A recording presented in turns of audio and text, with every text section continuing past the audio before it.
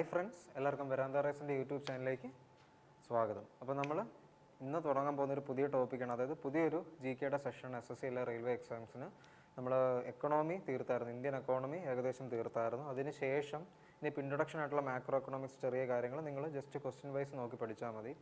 അതല്ലാതെ ഏകദേശം 80% syllabus 90% syllabus cover ചെയ്തിട്ടുണ്ട്. അത് കഴിഞ്ഞിട്ട് ഇന്ത്യൻ കോൺസ്റ്റിറ്റ്യൂഷൻ അല്ലെങ്കിൽ ഇന്ത്യൻ പോളിറ്റി ആയിരിക്കും നമ്മൾ ഇനി അങ്ങോട്ട് നോക്കാൻ പോകുന്ന സീരീസ്. അപ്പോൾ എല്ലാവരും പഴയതുപോലെ നോട്ട്ബുക്ക് എടുത്ത് വെച്ചിട്ട് നോട്ട് മേക്ക് ചെയ്ത് ലെക്ചർ നോട്ട് ക്രിയേറ്റ് ചെയ്ത് കേട്ട് റെസ്പോണ്ട് ചെയ്ത് പഠിച്ചോണം. കാരണം സിലബസ് കുറവുള്ള 2 ചാപ്റ്റേഴ്സ് ഉണ്ട്, അല്ലെങ്കിൽ 2 സെഷനാണ്. ഒന്ന് especially SSC railway exam point of view നോക്കുകയാണെങ്കിൽ എക്കോണമിയും അല്ലെങ്കിൽ എക്കണോമിക്സും പോളിറ്റിയും, അത് രണ്ടും പൊതുവെ സിലബസ് അല്ലെങ്കിൽ സിലബസിൽ ഇമ്പോർട്ടൻസ് കൂടിയതാണ്. പക്ഷേ അറ്റ് സെയിം ടൈം സിലബസ് കുറച്ച് ക്രിസ്പ് ഇച്ചിരി ഉള്ളു പഠിക്കാം. അതുകൊണ്ട് തന്നെ സ്ഥിരം എസ്പെഷ്യലി പോളിറ്റി എപ്പോഴും ചോദിക്കുന്ന സെക്ഷൻസിലൊന്നാണ്.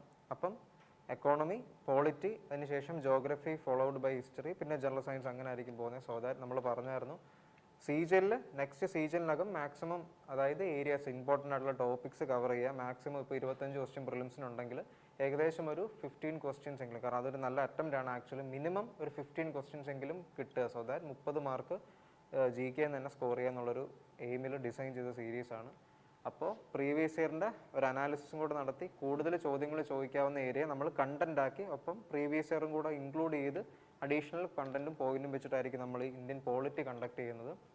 അപ്പോൾ എല്ലാവർക്കും ഇഷ്ടപ്പെടുമെന്ന് വിചാരിക്കുന്നു. അപ്പോൾ നമുക്ക് ആദ്യത്തെ പോയിന്റ് നോക്കാം. അപ്പോൾ ഇന്ത്യൻ കോൺസ്റ്റിറ്റ്യൂഷൻ ആൻഡ് ബേസിക്സ്. അപ്പോൾ നോക്കി, ആദ്യം കോൺസ്റ്റിറ്റ്യൂഷനെ പറ്റി പറയുന്നത് അതിൻ്റെ മേക്കിങ്ങിനെ പറ്റി പറയണം. അതായത് ആദ്യമായിട്ട് കോൺസ്റ്റിറ്റ്യൂഷൻ വേണം എന്നൊരു ഐഡിയ കൊണ്ടുവന്നത് ആരായിരുന്നു? MN Roy. So the idea to have a constitution was given by ആരാണ്? None other than MN Roy. And കാരണം ആദ്യത്തെ പോയിന്റ് പറയുന്നത് തന്നെ അതാണ്, MN Roy. The constitution of India was hand written by ആരാണ്? പ്രേം ബെഹാരി നരൈൻ റൈസാദ. അപ്പോൾ നമ്മുടെ ഇന്ത്യയുടെ കോൺസ്റ്റിറ്റ്യൂഷൻ ഹാൻഡ് റിട്ടൺ ബൈ അദ്ദേഹത്തിൻ്റെ പേര് ആലോചിച്ച് വെച്ചാണ്. ആദ്യമായിട്ട് ഇങ്ങനൊരു കോൺസ്റ്റിറ്റ്യൂഷൻ വേണമെന്നൊരു ഐഡിയ നമുക്ക് തന്നത് MN റോയും. എന്നിട്ട് നമ്മുടെ കോൺസ്റ്റിറ്റ്യൂഷൻ്റെ ഹാൻഡ് റിട്ടൺ ഫോർമാറ്റ് ആദ്യമായിട്ട് ഇറക്കിയത് അല്ലെങ്കിൽ ചെയ്തത് പ്രേം ബെഹാരി നരൈൻ റൈസാദ. അപ്പോൾ ആ 2 പേരും എസ്പെഷ്യലി കോൺസ്റ്റിറ്റ്യൂഷൻ്റെ ഏതൊരു ടോപ്പിക് എടുത്താലും ഈ 2 പേര് നമ്മൾ മസ്റ്റായിട്ട് ആലോചിച്ച് വെക്കേണ്ടതാണ്. ഇനിയിപ്പോൾ നമ്മൾ അങ്ങോട്ട് ഈ സീരീസ് കണ്ടിന്യൂ ചെയ്യുന്നത് എങ്ങനെയാണെന്ന് വെച്ചാൽ ഫസ്റ്റ് ഒരു ബേസിക്കിൻ്റെ സെക്ഷൻ ആയിരിക്കും. അതിനുശേഷം ഒരു ക്വസ്റ്റ്യൻ, അതായത് പ്രീവിയസ് ഇയർലി ചോദിച്ച ക്വസ്റ്റ്യൻ്റെ ആ ഒരു ഉത്തരം കാണുമല്ലോ, ആ ഉത്തരത്തെ റിലേറ്റ് ആയിട്ടുള്ള ഉത്തരത്തിന് മാത്രം അഡീഷണൽ പോയിന്റ് കാണും. അത് കഴിഞ്ഞിട്ട് എന്ത്, ആ ഒരു ടോപ്പിക്കിനെ റിലേറ്റുള്ള അഡീഷണൽ ഇൻഫർമേഷനും കാണും. അതായത് നമ്മളൊരു ടോപ്പിക്കിൻ്റെ 10 പ്രീവിയസ് ഇയർ PYQ ആയിരിക്കും ഇനി വരുന്ന സെഷൻ മുതൽ അങ്ങോട്ട് പോകുന്നത്. അപ്പോൾ ഓരോ ക്വസ്റ്റ്യൻ കഴിയുന്ന അനുസരിച്ച് ആ ടോപ്പിക്ക് മൊത്തം, ഇപ്പം ഈ ഹിസ്റ്ററിയിൽ ഇപ്പോൾ ഇൻഡസ് വാലി സിവിലൈസേഷൻ ആണെങ്കിൽ ആ ഒരു 10 ക്വസ്റ്റ്യൻ കഴിയുമ്പോഴേക്കും, അല്ലെങ്കിൽ മാക്സിമം 15 ക്വസ്റ്റ്യൻ, അത് കഴിയുമ്പോഴേക്കും ആ ടോപ്പിക്ക് മൊത്തം ക്വസ്റ്റ്യൻ വൈസ് കവർ ചെയ്യുക. സോ ദാറ്റ് ക്വസ്റ്റ്യൻ്റെ ആൻസർ ഒന്നേ കാണത്തുള്ളൂ. പക്ഷേ അത് കഴിഞ്ഞിട്ട് അതിനെ റിലേറ്റ് ആയിട്ടുള്ള അഡീഷണൽ പോയിന്റ്സ് നമുക്ക് കൂടുതൽ നോക്കുമ്പോൾ ഏകദേശം ക്വസ്റ്റ്യൻ വൈസ് മെമ്മറൈസ് ചെയ്യാനായിട്ട് പറ്റും. അപ്പോൾ ആ രീതിയിലായിരിക്കും എക്കോണമിയെ വെച്ചിട്ട് കുറച്ച് വെറൈറ്റി ആയിട്ടായിരിക്കും ഇനി അങ്ങോട്ടുള്ള സീരീസ് പോകുന്നത്. അപ്പോൾ അതും കൂടെ മനസ്സിലാലോചിച്ച് വെച്ചോണം. അപ്പോൾ ഈ 2 പേര് ക്ലിയർ അല്ലേ? MN Roy, the man who gave an idea of constitution, and അടുത്തത് hand written, constitution of India was hand written by Prem Behari Narain Raizada. ഇനി നോക്കിയേ ആ ക്വസ്റ്റ്യൻ ഒന്ന് വായിച്ചേ. Which is not a feature of the constitution of India? അപ്പോൾ a written constitution, dictatorship, single citizenship and more than one of the above. അപ്പോൾ the federal features, അതായത് ഈ question കണ്ടല്ലോ, ഇനി അതിൻ്റെ ഓപ്ഷൻസ് ആണ്, അല്ലെങ്കിൽ ഓപ്ഷൻസ് വഴി നമ്മൾ അഡീഷണൽ പോയിന്റ് ഇട്ടേക്കുന്നതാണ്. നോക്കിക്കേ, the federal features of constitution of India, dual polity. അപ്പോൾ ഫീച്ചേഴ്സ് നമ്മൾ ആദ്യം എന്തൊക്കെയാണെന്ന് നോക്കാം. ഇപ്പോൾ dual polity, the constitution establishes a dual polity consisting the union at the centre and states at the periphery. അതായത് സ്റ്റേറ്റ്സിനും സെൻറ്ററിനും കൂടി ഇമ്പോർട്ടൻസ് ഉള്ളൊരു ഭരണ സംവിധാനമായിരിക്കും. അപ്പോൾ ഡുവൽ പോളിറ്റി എന്ന് പറയുന്ന സംഭവം ഇതിൻ്റെ ഒരു ഫീച്ചറാണ്. And written constitution, the constitution is not only a written document but also the lengthiest constitution of the world. അതും കൂടെ ആലോചിച്ച് വെച്ചേക്കണം, the lengthiest constitution of the world. അപ്പം dual polity, written constitution and division of powers. The constitution divided the powers between the center and states. അല്ലേ, central ഇപ്പോൾ റെയിൽവേയുടെ case പറയുകയാണെങ്കിൽ പൂർണ്ണാധികാരം നമ്മുടെ സെൻട്രൽ ഗവൺമെൻറ്റിനാണ്. സ്റ്റേറ്റ് ഗവൺമെൻറ്റിൻ്റെ കാര്യം പറയും, അതിൻ്റേതായിട്ടുള്ള പവേഴ്സും ഉണ്ട്. അപ്പം പവേഴ്സിൻ്റെ ഡിവിഷൻ ഇവിടെ ഉണ്ട്. ആൻഡ് സെൻറ്റേഴ്സിനും സ്റ്റേറ്റിനും അതിൻ്റേതായ ടേംസിൽ പവർ ഡിവൈഡ് ചെയ്ത് കൊടുത്തിട്ടുണ്ട്. In terms of the union list state list and concurrent list in 7th schedule. അപ്പോൾ 7th ഷെഡ്യൂളിലാണ് ഇതിനെപ്പറ്റി പ്രതിപാദിച്ചിരിക്കുന്നത്, ഡിവിഷൻ ഓഫ് പവേഴ്സിനെ പറ്റി. അപ്പോൾ അതും ഇതിൻ്റെ ഒരു ഫീച്ചറാണ്. ഇനി നോക്കിയാൽ അടുത്തത് the supremacy of the constitution. The constitution is the supreme or the highest law of the land. അപ്പം നമ്മുടെ കോൺസ്റ്റിറ്റ്യൂഷൻ എന്ന് പറയുന്നത് നമ്മുടെ നാട്ടിൻ്റെ സുപ്രീം ലോ ആയിരിക്കും, അതൊന്ന്. അപ്പോൾ അതൊരു ഫീച്ചർ. ആൻഡ് നോക്കിയാൽ അടുത്ത ഫീച്ചർ എന്താണ്? Rigid constitution. അതായത് constitution is rigid to the extent that those provisions which are concerned with the federal structure, that is central state relations and judicial organization, അതായത് ഇതായിരിക്കും ഫെഡറൽ സ്ട്രക്ചറിൻ്റെ പാർട്സ് ആയിട്ടുള്ളത്. Examples ആയിട്ട് പറഞ്ഞാൽ can be amended only by the joint action of central and state governments. അപ്പോൾ എന്തെങ്കിലും വ്യതിയാനം വരുത്തണമെങ്കിൽ എന്ത് ഈ പറഞ്ഞ കാര്യങ്ങളിൽ സെൻട്രലിനെയും സ്റ്റേറ്റിൻ്റെയും അല്ലെങ്കിൽ സെൻട്രൽ ഗവൺമെൻറ്റിൻ്റെയും സ്റ്റേറ്റ് ഗവൺമെൻറ്റിൻ്റെയും സംയുക്തമായിട്ടുള്ള ആക്ഷൻ അല്ലെങ്കിൽ എഫേർട്ടിൻ്റെ ഭാഗമായിട്ട് മാത്രമേ പറ്റത്തുള്ളൂ. അപ്പോൾ അതും ഇതിൻ്റെ ഒരു ഫീച്ചറാണ്. നോക്കിയാൽ അടുത്തത് ഇൻഡിപെൻഡൻറ്റ് ജുഡീഷ്യറി. അപ്പം അടുത്തൊരു ഫീച്ചറാണ് നമ്മുടെ കോൺസ്റ്റിറ്റ്യൂഷൻ ഇൻഡിപെൻഡൻറ്റ് ജുഡീഷ്യറി. അതായത് the constitution establishes an independent judiciary headed by the ആര്? Supreme court. അപ്പം നമ്മുടെ ജുഡീഷ്യറി സിസ്റ്റം ഇൻഡിപെൻഡൻ്റ് ആയിരിക്കും, അതിൻ്റെ ഒരു ഫീച്ചർ ആയിരിക്കും. ആൻഡ് നെക്സ്റ്റ് വരുന്നത് ഏതാ? Bicameralism. The constitution provides for a bicameral legislature consisting of an upper house. Upper house ഏതാ? Rajya Sabha. And a lower house, അതായത് ലോക്സഭ. അപ്പോൾ രണ്ട് ഹൗസ് ഉണ്ട്, ഒരു അപ്പർ ഹൗസും ഒരു ലോവർ ഹൗസും. അപ്പർ ഹൗസ് എന്ന് പറയുന്നത് രാജ്യസഭ, ആൻഡ് ലോവർ ഹൗസ് എന്ന് പറയുന്നത് ലോക്സഭ. ഓക്കെ, ഇത് രണ്ടും കൺസിസ്റ്റ് ചെയ്തേക്കുന്ന ഒരു സിസ്റ്റം കൂടെ നമുക്കുണ്ട്. ഇനി അടുത്ത് നോക്കി unitary or non federal features. അതും കൂടെ നമുക്ക് ജസ്റ്റ് ഒന്ന് നോക്കിപ്പോവാം. ഒന്നേതാ? സ്ട്രോങ്. ഇത് ജസ്റ്റ് ഇതിൻ്റെ കൺസെപ്റ്റ് ഒന്ന് തച്ചുറപ്പിക്കാൻ വേണ്ടിയാണ്. അത് കഴിഞ്ഞിട്ടുള്ള കാരണം ഇതിൻ്റെ ഇപ്പം ഈ പറഞ്ഞ പോയിന്റ് ഉണ്ട്, all India services, integrated judiciary. നമ്മൾ ഇതുവരെ നോക്കിയത് കുറച്ചുകൂടെ സ്ട്രെങ്തൻ ചെയ്ത് പോകുന്നേ ഉള്ളൂ. അപ്പോൾ ഒന്ന് സ്ട്രോങ് സെൻറ്റർ, പിന്നെ സിംഗിൾ കോൺസ്റ്റിറ്റ്യൂഷൻ, പിന്നെ the flexibility of the constitution, emergency provisions, no equality of state representation, single citizenship, അതൊന്ന്. പിന്നെ integrated judiciary, all India services, and finally appointment of governor. ഇതൊക്കെ നമ്മുടെ യൂണിറ്ററി ഓർ നോൺ ഫെഡറൽ ഫീച്ചേഴ്സാണ്. ഇനി നോക്കി ഇനി ഇന്ത്യൻ കോൺസ്റ്റിറ്റ്യൂവൻ്റ് അസംബ്ലിയെ പറ്റി പറയുകയാണ്. അതായത് the constituent assembly of India was established in accordance with the provisions of the cabinet mission plan of May 1946. അപ്പോൾ ഇന്ത്യയുടെ കോൺസ്റ്റിറ്റ്യൂവൻ്റ് അസംബ്ലി ഏതിൻ്റെ ഭാഗമായിട്ടാണ് ഉരുത്തിരിഞ്ഞു വന്നത്? ക്യാബിനറ്റ് മിഷൻ പ്ലാൻ, അതായത് 1946 മെയ്യിൽ വന്ന ക്യാബിനറ്റ് മിഷൻ പ്ലാനിൻ്റെ അകമ്പടിയോട് അല്ലെങ്കിൽ അതിനെ ഫോളോ അപ്പ് ചെയ്തിട്ടാണ് the constituent assembly of India was established. And the assembly was made of എത്ര members? 389 members who represented provinces എത്ര എണ്ണം? 292, states 93, and chief commissioner provinces 3 എണ്ണം, and finally ബലോചിസ്ഥാൻ. അതും കൂടെ ചേർത്ത് ഒന്നും കൂടെ ചേർത്തിട്ട് മൊത്തത്തിൽ 389 മെമ്പേഴ്സിനെ റെപ്രസെൻറ്റ് ചെയ്യാനായിട്ടുള്ള വകുപ്പുണ്ടായിരുന്നു നമ്മുടെ കോൺസ്റ്റിറ്റ്യൂവൻ്റ് അസംബ്ലിയിൽ. And on December 9, 1946 May 1946 constituent assembly ഏതിന്? ക്യാബിനറ്റ് മിഷൻ പ്ലാനിൻ്റെ അടിസ്ഥാനത്തിലുണ്ടായി. അതിനുശേഷം followed by December 9 the first meeting was held and doctor Sachchidanand Sinha was elected as temporary president. അപ്പം കോൺസ്റ്റിറ്റ്യൂവൻ്റ് അസംബ്ലിയുടെ ഫസ്റ്റ് ടെമ്പററി പ്രസിഡന്റ് എന്ന് പറയുന്നത് സച്ചിദാനന്ദ് സിൻഹയാണ്. ഏത് വർഷം? 1946 December 9. And doctor Rajendra Prasad, നമ്മുടെ ഫസ്റ്റ് പ്രസിഡന്റ് അല്ലേ, doctor Rajendra Prasad was elected as the assembly's permanent chairman on December 11, 1946. അതിന് ഫോളോഡ് ബൈ 2 ദിവസങ്ങൾക്ക് ശേഷം പെർമനന്റ് ചെയർമാനായിട്ട് ആര്? ഡോക്ടർ രാജേന്ദ്ര പ്രസാദ് അപ്പോയിന്റഡ് ആയി. അപ്പോൾ നമുക്ക് അടുത്ത പോയിന്റ്സ് നോക്കുന്നതിന് മുമ്പ് നമ്മുടെ ഇൻസ്റ്റിറ്റ്യൂഷൻ്റെ സ്റ്റൈൽ എങ്ങനെയാണെന്ന് നോക്കാം. 6 ലെവൽ പ്രാക്ടീസ് മെത്തേഡ് ആയിരിക്കും. അതായത് ഓരോ ലെവൽസ് കഴിയുന്നതനുസരിച്ച് നിങ്ങൾക്ക് വെച്ചടി പ്രോഗ്രസ് വരിക എന്നുള്ള രീതിയിൽ ഡിസൈൻ ചെയ്ത സീരീസാണ്. അപ്പോൾ ആദ്യം നിങ്ങൾക്ക് ക്ലാസ്സസ് ആയിരിക്കും. എല്ലാ ഇംഗ്ലീഷ്, റീസണിങ്, മാത്സ്, അതുപോലെ GK എല്ലാത്തിൻ്റെയും കൂടെ ബേസിക് ആയിട്ടുള്ള ക്ലാസ്സസ് പ്രൊവൈഡ് ചെയ്യും. എക്സാമിന് എങ്ങനെ ക്വസ്റ്റ്യൻസ് അപ്രോച്ച് ചെയ്യണമെന്നുള്ളതിൻ്റെ ഷോർട്ട് കട്ടും കാര്യങ്ങളും നിങ്ങൾക്ക് ക്ലാസ് കിട്ടും. ഇതിന് ശേഷം വരുന്നതാണ് ബേസിക് സർക്കിൾ എന്ന് പറയുന്ന സെഷൻ. അതായത് നിങ്ങളെ ഒരു കോമൺ എക്സാമിൻ്റെ അടിസ്ഥാനത്തിൽ നിങ്ങളെ ഗ്രൂപ്പ്സ് ആക്കും, എന്നിട്ട് സർക്കിളാക്കി ഗ്രൂപ്പ്സ് ആക്കി ഇരുത്തും. അത് അവരായിരിക്കും നിങ്ങളുടെ സ്റ്റഡി പാർട്ട്നേഴ്സ്. അപ്പം കമ്പൈൻ സ്റ്റഡിയോടുകൂടി എക്സാം ക്രാക്ക് ചെയ്യുക എന്നുള്ളൊരു പോയിന്റിൽ, ഒരു വ്യൂ പോയിന്റിൽ കൂടെ ഡിസൈൻ ചെയ്ത സീരീസ് ഉണ്ട്, രണ്ടാമത്തെ ബേസിക് സർക്കിൾ സെഷൻ. അപ്പോൾ നിങ്ങൾക്ക് ഫർദർ നിങ്ങളുടെ ഒരു സർക്കിളിനകത്ത് തന്നെ ചെയ്യാൻ പറ്റാത്ത ഡൗട്ട്സ് ഉണ്ടെങ്കിൽ നിങ്ങളെ സപ്പോർട്ട് ചെയ്യാനായിട്ട് മെൻറ്റർ സപ്പോർട്ട് വേണം. അതല്ലാതെ അഡീഷണൽ കിട്ടുന്ന ഷോർട്ട് കട്ട്സ് ഡെഫിനറ്റ്ലി മെൻറ്റേഴ്സ് നിങ്ങളോടൊപ്പം പ്രിപ്പയർ ചെയ്യുന്ന ആൾക്കാരായിരിക്കും. അപ്പോൾ അവർക്ക് അഡീഷണൽ കിട്ടിയ ഒരു എക്സ്പീരിയൻസിൻ്റെ അടിസ്ഥാനം നിങ്ങൾക്ക് കുറച്ചുകൂടെ നല്ല മെത്തേഡ്സും കൂടെ സർക്കിൾസിൽ കിട്ടുന്നതായിരിക്കും. അതിനുശേഷം വരുന്നതാണ് എക്സ്ട്രീം സർക്കിൾ. അപ്പം മെയിൻസ് ലെവൽ പ്രോഗ്രാമാണ് ആക്ച്വലി എക്സ്ട്രീം സർക്കിൾ. അതായത് ബേസിക് ഒക്കെ നിങ്ങൾ ഏകദേശം നല്ല രീതിയിൽ പ്രിപ്പയർ ചെയ്തു. അതിനുശേഷം നിങ്ങൾക്ക് ഒരു എലിജിബിലിറ്റി ടെസ്റ്റ് കാണും. നിങ്ങളുടെ ബേസിക് നല്ല സ്ട്രോങ് ആയതിനു ശേഷം മാത്രം എക്സ്ട്രീം സർക്കിളിൽ കയറാവുള്ളൂ. എലിജിബിലിറ്റി കട്ട് ഓഫ് ക്ലിയർ ചെയ്യാത്ത ആൾക്കാർക്ക് നമ്മുടെ തേർഡ് ലെവലിലോട്ട് കയറാൻ പറ്റില്ല. അപ്പം നല്ല രീതിയിൽ പ്രീവിയസ്ലി 2 സെഷൻസിൽ പെർഫോം ചെയ്ത് എലിജിബിലിറ്റി ടെസ്റ്റിൽ കട്ട് ഓഫ് ക്ലിയർ ആയാൽ നിങ്ങൾക്ക് കുറച്ചുകൂടെ ക്വാളിറ്റേറ്റീവ് ആയിട്ടുള്ള മെയിൻസ് ലെവൽ ടഫ് ആയിട്ടുള്ള ക്വസ്റ്റ്യൻസിൻ്റെ ഡ്യൂറേഷൻ കൂടിയ ഒരു പ്രോഗ്രാം ആയിരിക്കും കിട്ടുന്നത്. അപ്പോൾ അവിടെ നിങ്ങൾക്ക് നിങ്ങളുടെ സർക്കിൾസ് ആക്കി ഇരുത്തും എലിജിബിലിറ്റി ടെസ്റ്റിൻ്റെ സ്കോറിൻ്റെ അടിസ്ഥാനത്തിൽ. അവിടെ നിങ്ങൾക്ക് കമ്പൈൻ സ്റ്റഡി പോലെ പോകാം. ഒപ്പം ഫർദർ ഡൗട്ട് ക്ലാരിഫിക്കേഷന് മെൻറ്റർ സപ്പോർട്ട് ഡെഫിനറ്റ്ലി കാണും. അതിനുശേഷം വരുന്നതാണ് ഈ 6th ലെവലിലെ മോസ്റ്റ് ഹൈലൈറ്റഡ് പ്രോഗ്രാമാണ് സൂപ്പർ ബാച്ച് എന്ന് പറയുക. അതായത് ഒരു പർട്ടിക്കുലർ എക്സാമിന് വേണ്ടി മാത്രം, ഇപ്പോൾ CGLൻ്റെ ടയർ 2 വരികയാണെങ്കിൽ ആ ടയർ 2ന് 2 മാസം കാണും. അങ്ങനെയെങ്കിൽ ആ 2 മാസം മാക്സിമം നീളം നിൽക്കുന്ന, അല്ല മിനിമം 1 മന്തെങ്കിലും ലെങ്തി ആയിട്ടുള്ള ഡ്യൂറേഷനിലുള്ള ഒരു പ്രോഗ്രാമാണ് സൂപ്പർ ബാച്ച്. ഏത് എക്സാം ആയാലും, PO എക്സാം ആയാലും ക്ലർക്ക് എക്സാം ആയാലും.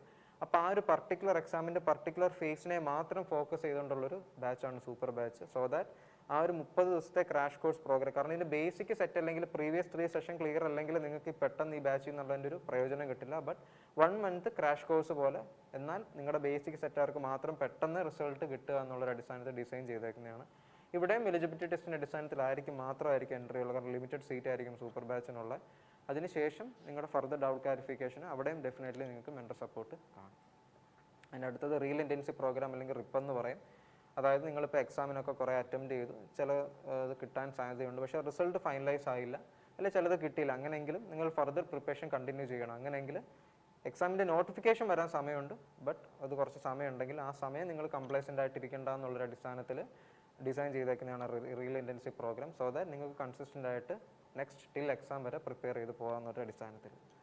ലാസ്റ്റ് ഫേസ് എന്ന് പറയുന്നത് മോക്ക് ഇൻ്റർവ്യൂ ആണ്. അതായത് PO എക്സാംസിൻ്റെ ലാസ്റ്റ് സ്റ്റേജ് പേഴ്സണാലിറ്റി ടെസ്റ്റ് ആണ്, അല്ലെങ്കിൽ ഇൻ്റർവ്യൂ സെക്ഷൻ. അപ്പോൾ അതിൻ്റെയും കൂടെ 80:20 എന്ന് പറയുന്ന റേഷ്യോ, അതായത് ലാസ്റ്റ് 20% പ്രിഫറൻസ് ഉള്ളത് പേഴ്സണാലിറ്റി ടെസ്റ്റിൻ്റെ മാർക്കിൻ്റെയും കൂടെ അടിസ്ഥാനത്തിലാണ്. അപ്പോൾ ആ ഒരു വെയിറ്റേജ് കിട്ടണമെങ്കിൽ എങ്ങനെ റിയൽ ഇൻ്റർവ്യൂവിൽ അറ്റൻഡ് ചെയ്യണം, എങ്ങനെയൊക്കെ നമ്മൾ ആൻസേഴ്സ് പറയണം, ഏതൊക്കെ ഏരിയാസ് കൂടുതൽ നോക്കിയിട്ട് പോകണം എന്നുള്ളൊരു അവയർനെസ് വേണം. അതും നമ്മുടെ ഈ 6th ലെവൽ പ്രാക്ടീസ് മെത്തേഡിൽ ഇൻക്ലൂഡ് ആണ്. അതും നിങ്ങൾക്ക് പ്രൊവൈഡ് ചെയ്യുന്നതായിരിക്കും. അപ്പോൾ ഓഫ്ലൈനും ഓൺലൈനും 2 ടൈപ്പ് ഓഫ് കോച്ചിങ് ഉണ്ട് നമുക്ക്. നിങ്ങളുടെ കംഫർട്ട് ഏതാണ്? ഇപ്പോൾ ക്യാമ്പസിൻ്റെ അകമ്പടിയോടുകൂടി ഇൻവോൾവ് ആയിട്ടാണ് പഠിക്കാൻ താല്പര്യമെങ്കിൽ നിങ്ങൾക്ക് ഓഫ്ലൈനിൽ തന്നേക്കുന്ന നമ്പറിൽ കോൺടാക്ട് ചെയ്ത് പ്രിപ്പറേഷൻ സ്റ്റാർട്ട് ചെയ്യും. മറിച്ച് അതല്ല, നിങ്ങൾക്ക് നിങ്ങളുടെ വീടിൻ്റെ കംഫർട്ടിലിരുന്ന് ട്രാൻസ്പോർട്ട് ചെയ്യാൻ ബുദ്ധിമുട്ടോ എന്തെങ്കിലുമൊക്കെ ഉണ്ടെങ്കിൽ നിങ്ങൾക്ക് തന്നേക്കുന്ന ഓൺലൈൻ നമ്പറിൽ കോൺടാക്ട് ചെയ്തിട്ട് വീട്ടിലിരുന്ന് തന്നെ പ്രിപ്പയറും കൂടെ ചെയ്യാവുന്നതാണ്. ഓക്കെ, എങ്കിലും നോക്കി അടുത്ത session 11 sessions of the constituent assembly were. അപ്പം നമ്മൾ ഫസ്റ്റ് ടെമ്പററി പ്രസിഡൻ്റ് ആയിട്ട് നിയമിച്ച ആളുടെയും ഫസ്റ്റ് ചെയർമാൻ ആരായിരുന്നു, പെർമനൻ്റ് ആയിട്ടുള്ള ഡോക്ടർ രാജേന്ദ്ര പ്രസാദ്, ഇവരുടെ വരെയുള്ള കാര്യങ്ങൾ പറഞ്ഞായിരുന്നു. അതിനുശേഷം ഈ കോൺസ്റ്റിറ്റ്യൂവൻറ്റ് അസംബ്ലിയിൽ എത്ര സെഷൻ ഹാൻഡിൽ ചെയ്തിട്ടുണ്ടായിരുന്നു? 11 sessions of the constituent assembly were held. അപ്പോൾ 11 സെഷൻ ആയിരുന്നു ആദ്യം ഹാൻഡിൽ ചെയ്തിരുന്നത്. ആൻഡ് ടൈം പീരീഡ് എന്ന് പറയുന്നത് എത്ര വർഷമാണ്? മീൻസ് 2 വർഷം 11 മാസം ആൻഡ് 18 ഡേയ്സ്. വെറുതെ 2 വർഷം എന്ന് പഠിക്കില്ല, കാരണം നമ്മുടെ ഓപ്ഷനിൽ ഇത് ഡെഫിനറ്റ്ലി ഇത്രയും ഡേയ്സ് വരെ എടുത്ത് ചോദിച്ചിട്ടുണ്ട്. സോ അത് ആലോചിച്ച് വെച്ചോണം. ടൈം പീരീഡ് 2 വർഷം 11 മാസം ആൻഡ് 18 ഡേയ്സ്. ഇനി അടുത്ത് നോക്കിയേ. On 13 December 1946 Jawaharlal Nehru moved the objective resolution adopted on 22 ജനുവരി 1947. അതായത് സ്വാതന്ത്ര്യം കിട്ടുന്നതിന് 2-3 മാസങ്ങൾ ഏകദേശം മാസം മുമ്പ് നമ്മുടെ ജവഹർലാൽ നെഹ്റു 1946 അഡോപ്റ്റ് ചെയ്തു. മൂവ്ഡ് ഏത് വർഷം? 1947. 1947 അഡോപ്റ്റ് ചെയ്തു, 1946 അത് മൂവ് ചെയ്തു. ഏതാണ്? Objective resolution moved by our first prime minister Jawaharlal Nehru. And national flag adopt ചെയ്ത വർഷം ഏതാ? ഇതിനെ ഒരു 6 മാസം ഫോളോ ചെയ്ത് 1947 ജൂലൈ 22-നാണ് നമ്മുടെ നാഷണൽ ഫ്ലാഗ് അഡോപ്റ്റ് ചെയ്തത്. അപ്പോൾ കുറച്ച് പോയിന്റ്സ് ആണ്, ഇത് നോട്ട് ചെയ്ത് വെക്കോണേ. And national anthem was adopted on January 24, 1950.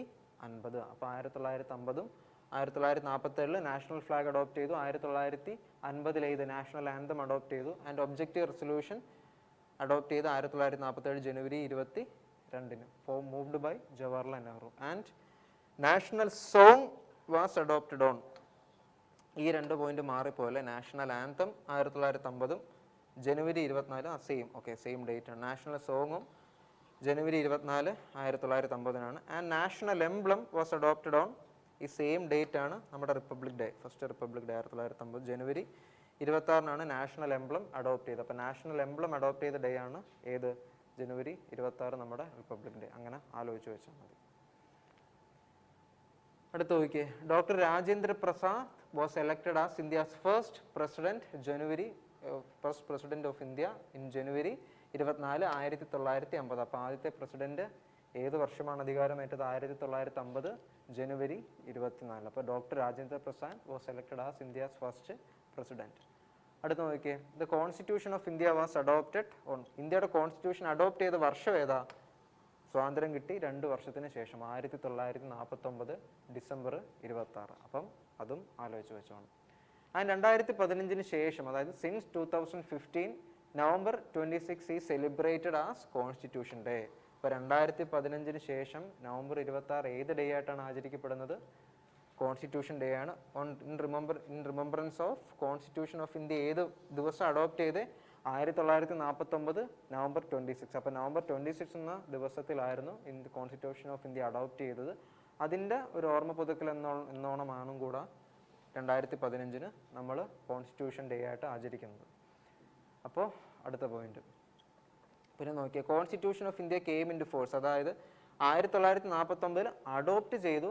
പക്ഷേ ഇത് പ്രാബല്യത്തിൽ വന്ന വർഷം എന്ന് പറയുന്നത് ഒരു വർഷം കഴിഞ്ഞ്, ഒരു വർഷമല്ല കുറച്ച് മാസം കഴിഞ്ഞ്, ജനുവരി 26, 1950. അതും ആലോചിച്ച് വെച്ചോണം. അപ്പോൾ ക്വസ്റ്റ്യനിൽ കെയിം ഇൻ ടു ഫോഴ്സ് ആണോ അതോ ഇത് അഡോപ്റ്റഡ് ആണോ എന്ന് പ്രത്യേകം നോട്ട് ചെയ്തോണം. തെറ്റിപ്പോകുന്നെങ്കിൽ ഇങ്ങനത്തെ ചെറിയ ഇംഗ്ലീഷ് ടേംസ് വഴിയായിരിക്കും നമുക്ക് തെറ്റിപ്പോകുന്നത്. അപ്പോൾ പെട്ടെന്ന് ചാടി കയറി 1949 കുത്തിയേക്കൽ ക്വസ്റ്റ്യൻ വായിച്ചോണം. ക്വസ്റ്റ്യനിൽ അഡോപ്റ്റഡ് ആണോ അതോ ഏതായിരിക്കും കെയിം ഇൻ ടു ഫോഴ്സ് ആണോ എന്നും കൂടെ എൻ്റെ അർത്ഥം മനസ്സിലാക്കിയിട്ട് ആൻസർ, കാരണം 2 ഓപ്ഷനിൽ കാണും ഡെഫിനറ്റ്ലി.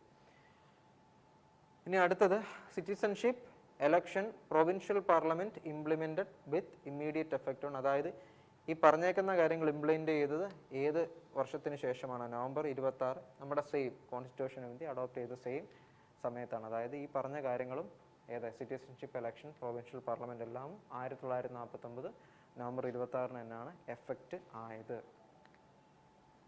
ഇനി നോക്കിയേ, chairman of major committees of Indian constituent assembly. അപ്പോൾ ഇന്ത്യൻ കോൺസ്റ്റിറ്റ്യൂവന്റ് അസംബ്ലിയിൽ കുറേ കമ്മിറ്റീസ് ഉണ്ടായിരുന്നു. അപ്പോൾ ആ കമ്മിറ്റിയും അതിൻ്റെ കറസ്പോണ്ടിങ് ചെയർമാനും ആരാന്ന് നമുക്ക് നോക്കാം. അപ്പോൾ ആദ്യം union constitution committee, obviously Jawaharlal Nehru ആയിരിക്കും അതിൻ്റെ ചെയർമാൻ എന്ന് പറയുന്നത്. അടുത്തത് യൂണിയൻ പവേഴ്സ് കമ്മിറ്റി, അതും ജവഹർലാൽ നെഹ്റു ആണ്. അടുത്ത സ്റ്റേറ്റ്സ് കമ്മിറ്റി, അതും ജവഹർലാൽ നെഹ്റു. സോ ആദ്യത്തെ 3 union constitution committee, union powers committee and states committee. ഏതൊക്കെയാണ്? Union constitution committee, union powers committee and states committee. ഈ 3 ചെയർമാൻ എന്ന് പറയുന്നത് ജവഹർലാൽ നെഹ്റു ആയിരുന്നു. And followed by steering committee, ad hoc committee. ഇത് രണ്ടും ആരായിരുന്നു? Ad hoc committee on the national flag, ad hoc committee on the national flag and steering committee. ഇത് രണ്ടും രാജേന്ദ്ര പ്രസാദ് ആയിരുന്നു. അപ്പോൾ ഫസ്റ്റ് 3 നമ്മൾ പറഞ്ഞേക്കുന്നത് ജവഹർലാൽ നെഹ്റു ആൻഡ് ഈ സ്ലൈഡിലെ ലാസ്റ്റ് 2 കമ്മിറ്റീസും ഹോൾഡ് ചെയ്തേക്കുന്ന അതിൻ്റെ ചെയർമാൻഷിപ്പ് എന്ന് പറയുന്നത് നമ്മുടെ ഫസ്റ്റ് പ്രസിഡന്റ് ഡോക്ടർ രാജേന്ദ്ര പ്രസാദിൻ്റെ കീഴിലായിരുന്നേ. എങ്കിൽ അടുത്ത പോയിന്റ് നോക്കിയേ, അടുത്ത committee on the rules of procedure, അതും രാജേന്ദ്ര പ്രസാദ് ആയിരുന്നു. അപ്പം ഈ കമ്മിറ്റി മിക്കതും ഡോമിനേറ്റ് ചെയ്തേക്കുന്ന 3 ആൾക്കാരാണ്. ഒന്ന് സർദാർ വല്ലഭായ് പട്ടേൽ, രാജേന്ദ്ര പ്രസാദ് ആൻഡ് ജവഹർലാൽ നെഹ്റു. അപ്പം നോക്കിയേ, committee on the rules of പ്രൊസീജിയറും രാജേന്ദ്ര പ്രസാദ് ആയിരുന്നു. And followed by finance and staff കമ്മിറ്റിയും രാജേന്ദ്ര പ്രസാദ് ആയിരുന്നു എന്ത് ഹാൻഡിൽ ചെയ്തിരുന്നത്, അല്ലെങ്കിൽ അതിൻ്റെ ചെയർമാൻഷിപ്പും രാജേന്ദ്ര പ്രസാദിനായിരുന്നു. ആൻഡ് പ്രൊവിൻഷ്യൽ കോൺസ്റ്റിറ്റ്യൂഷൻ കമ്മിറ്റി, ഇതാരായിരുന്നു? Provincial constitution committee, advisory committee on fundamental rights. അപ്പോൾ ഫണ്ടമെന്റൽ റൈറ്റ്സിൻ്റെ അഡ്വൈസറി കമ്മിറ്റിയും പ്രൊവിഷണൽ കോൺസ്റ്റിറ്റ്യൂഷൻ കമ്മിറ്റിയും ഹാൻഡിൽ ചെയ്തിരുന്ന, അല്ല അത് ആരുടെ ചെയർമാൻഷിപ്പിലായിരുന്നു? സർദാർ വല്ലഭായ് പട്ടേലിൻ്റെ ചെയർമാൻഷിപ്പിലായിരുന്നു. And committee on the functions of the constituent assembly, GV Mavalankar. അതും കൂടെ ആലോചിച്ച് വെച്ചോണം. കാരണം മെയിൻലി സർദാർ വല്ലഭായ് പട്ടേൽ, രാജേന്ദ്ര പ്രസാദ്, ജവഹർലാൽ നെഹ്റു, ഈ 3 പേർക്കുമായിരുന്നു മെയിൻലി നമ്മൾ പഠിക്കാൻ നേരം ഇമ്പോർട്ടൻസ് കൊടുക്കേണ്ടത്. അവരുടെ വകുപ്പുകൾ ഏതാണെന്നും കൂടെ ആലോചിച്ച് വെച്ചാൽ മതി. ആൻഡ് വെറൈറ്റി ആയിട്ട് ലാസ്റ്റ് ഡിഫറെൻ്റ് ആയിട്ട് വരും GV മവ്ലങ്കർ മാത്രമേ ഉള്ളൂ. അതും അതിൻ്റെ കമ്മിറ്റിയും കൂടെ സെപ്പറേറ്റ് ഒന്ന് പഠിച്ചു വെക്കുക. ഏതാ? Committee on the functions of the constituent, committee on the functions of the constituent assembly. Okay അല്ലേ? പിന്നെയും വരുന്നുണ്ട് നോക്കിയേ, സർദാർ വല്ലഭായ് പട്ടേലും BR അംബേദ്കർ. ഈ പേരുകൾ പരിചിതമുള്ളതല്ലേ നമുക്ക്. അപ്പം അവരുടെ ചെയർമാൻഷിപ്പിലുള്ള കമ്മിറ്റീസ് ഏതൊക്കെയാണെന്ന് നോക്കാം. അപ്പോൾ വല്ലഭായ് പട്ടേലിന് ഒരെണ്ണം കൂടെ വരുന്നുണ്ട്, committee on minorities and tribals and excluded areas. അപ്പോൾ ഇത്രയും സെക്ഷൻസും, കമ്മിറ്റീസ് ഓൺ മൈനോറിറ്റീസ് അതിന് ട്രൈബൽസ് ആൻഡ് എക്സ്ക്ലൂഡഡ് ഏരിയാസും വല്ലഭായ് പട്ടേലിൻ്റെ സർദാർ വല്ലഭായ് പട്ടേലിൻ്റെ ചെയർമാൻഷിപ്പിൽ വരുന്നതാണ്. And special committee to examine the draft constitution, അതാരുടെ കീഴിലായിരുന്നു? അല്ലാടി കൃഷ്ണസ്വാമി അയ്യർ.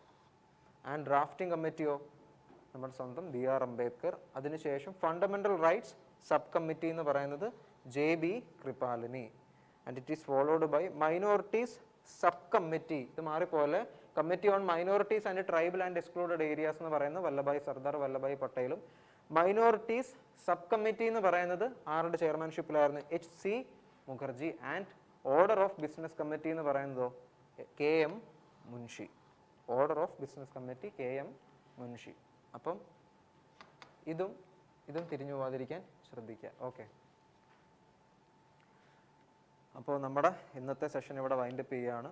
കാരണം നമ്മൾ കൂടുതലും പോളിറ്റി, എസ്പെഷ്യലി പോളിറ്റി ഡെഫിനറ്റ്ലി നിങ്ങൾക്ക് ഒരു 1 to 2 ക്വസ്റ്റ്യൻസ് ഡെഫിനറ്റ്ലി അറ്റംപ്റ്റ് ചെയ്യാൻ പറ്റും. കാരണം സിലബസ് ക്രിസ്പ് ആകുമ്പോൾ അല്ലെങ്കിൽ കുറച്ചാകുമ്പോൾ നിങ്ങൾക്ക് മാക്സിമം പഠിച്ചെടുക്കാൻ പറ്റും. അപ്പോൾ ഏകദേശം എക്കോണമിയും പോളിറ്റിയും പെട്ടെന്ന് പഠിച്ചു തീരാൻ പറ്റുന്ന 2 സബ്ജക്റ്റാണ്. അത് മാക്സിമം കവർ ചെയ്യുകയാണെങ്കിൽ എക്സാംസിന് നിങ്ങൾക്ക് ഏകദേശം 4 to 5 ക്വസ്റ്റ്യൻസ്, അതായത് 10 മാർക്ക് SSC അല്ലെ റെയിൽവേ എക്സാംസിന് കിട്ടും എന്നുള്ളൊരു അറ്റംപ്റ്റിലാണ് ആദ്യം എക്കോണമിയും പിന്നെ പോളിറ്റിയും ചെയ്തത്. ഹിസ്റ്ററിയും ജോഗ്രഫിയും ഇപ്പം ചോദിക്കുന്നുണ്ട്, പക്ഷേ നിലവിൽ എക്കോണമിയും പോളിറ്റിക്കും ഇമ്പോർട്ടൻസ് കൂടുതൽ കൂടിയിട്ടുണ്ട്. പോളിറ്റി ആസ് ഓൾവേസ് എപ്പോഴും ഇമ്പോർട്ടൻ്റ് ആയിട്ടുള്ള ടോപ്പിക്കാണ്. എക്കോണമിയും കൂടി ഇപ്പം ബൂസ്റ്റ് ആയിട്ട് കയറി ഇമ്പോർട്ടൻസ് അല്ലെങ്കിൽ വെയിറ്റേജ് കൂടി വരുന്നുണ്ട്. അപ്പോൾ ഇത് കഴിഞ്ഞിട്ട് നമ്മൾ ഇനി ഒരു 10 മാക്സിമം ഒരു 15 വീഡിയോസ് ആയിരിക്കും. അതോടുകൂടി നമ്മൾ പോളിറ്റി കംപ്ലീറ്റ് ചെയ്യാനാണ് പ്ലാൻ ചെയ്യുന്നത്. അപ്പോൾ അത് മുറക്കി കണ്ടുവന്നാണ്. ഞാൻ എപ്പോഴും പറയുന്നു, GK ലാസ്റ്റത്തേക്ക് വെക്കുകയാണെങ്കിൽ, കാരണം GKയുടെ സിലബസ് വാസ്റ്റ്, നമുക്ക് ഒരിക്കലും ഒറ്റ അടിക്ക് പഠിച്ചു തീർക്കാൻ പറ്റത്തില്ല. ക്യാപ്സ്യൂൾ പോലുള്ള വിവരങ്ങൾ അധികം റിട്ടൻഷനായിട്ട് നമുക്ക് റിട്ടൈൻ ചെയ്ത് വെക്കാനായിട്ട് ഭയങ്കര ബുദ്ധിമുട്ടായിരിക്കും. അപ്പം ഒരു 10-30 മിനിറ്റത്തെ വീഡിയോ ആയിരിക്കും നമുക്ക്. അപ്പോൾ ആ 30 മിനിറ്റ് അല്ലെ 45 മിനിറ്റ്, നിങ്ങൾക്ക് ലെക്ചർ നോട്ടും കൂടെ എഴുതുകയാണെങ്കിൽ 45 മിനിറ്റ് വേണ്ടി വരും. അപ്പോൾ 45 മിനിറ്റ് കൊണ്ട് ക്വാളിറ്റേറ്റീവായിട്ട് പ്രിപ്പറേഷൻ GKയുടേത് കൊണ്ടുപോകണം. ഇല്ലെങ്കിൽ എക്സാമിന് വരാൻ നേരം കുറച്ചുകൂടെ ബുദ്ധിമുട്ടായിരിക്കും. എല്ലാം കൂടെ മഗപ്പ് ചെയ്യാൻ ഭയങ്കര പാടായിരിക്കും. അപ്പം കുറച്ച് നോക്കി നെക്സ്റ്റ് സീജിൽ നിങ്ങൾക്ക് റിഗ്രറ്റ് വരാത്ത രീതിയിലായിരിക്കും നമ്മൾ പോകുന്നത്. അപ്പോൾ അത് മസ്റ്റായിട്ട് ഒരു ദിവസം പോവാതെ മസ്റ്റായിട്ടും കണ്ട് നോട്ട് എഴുതി റെസ്പോണ്ട് ചെയ്ത് പഠിച്ചോണം. ഓക്കെ അല്ലേ? അപ്പോൾ നമുക്ക് അടുത്ത എൻ്റെ കോൺസ്റ്റിറ്റ്യൂഷൻ്റെ ബേസിക്സിൻ്റെ അടുത്ത ബാക്കിയും അതിൻ്റെ റിലേറ്റ് ചെയ്തുള്ള ടോപ്പിക്കും അടുത്ത വീഡിയോയിൽ കാണാം. അപ്പോൾ അതുവരേക്കും ബൈ.